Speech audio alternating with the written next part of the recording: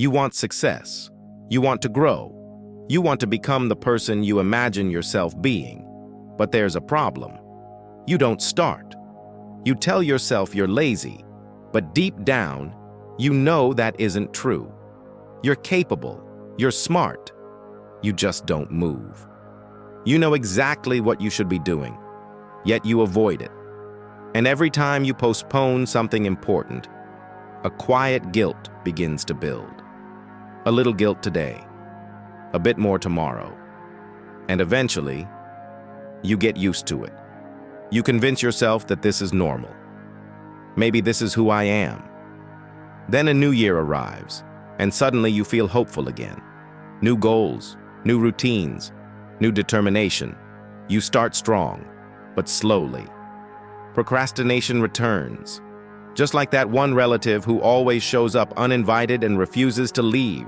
Before long, you fall back into the same cycle. Procrastinate, feel guilty, try again, burn out, repeat. And eventually, you label yourself as lazy. But that label is wrong. You're not lazy. You're stuck in inertia. What is inertia? In physics, inertia means objects at rest tend to stay at rest, and objects in motion tend to stay in motion unless something pushes them. This is Newton's first law of motion, and it applies to your life just as much as it applies to physics. Starting any task, whether it's writing, studying, exercising, or cleaning, requires an initial push, a little bit of energy to overcome stillness. But the problem is, we make that first push feel huge in our minds, too heavy, too demanding, too painful.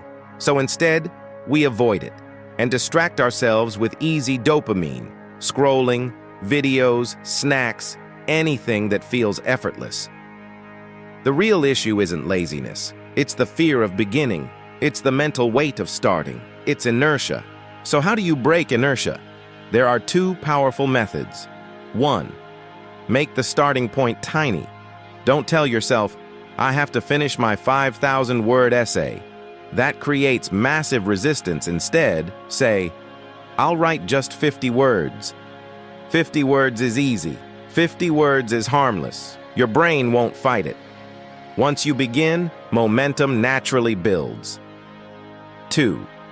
Use the 2-minute rule. When you don't feel like doing something, tell yourself you'll do it for just 2 minutes. Clean your room for 2 minutes. Study for 2 minutes. Open a blank document for 2 minutes. And when 2 minutes are over, stop, if you actually want to stop.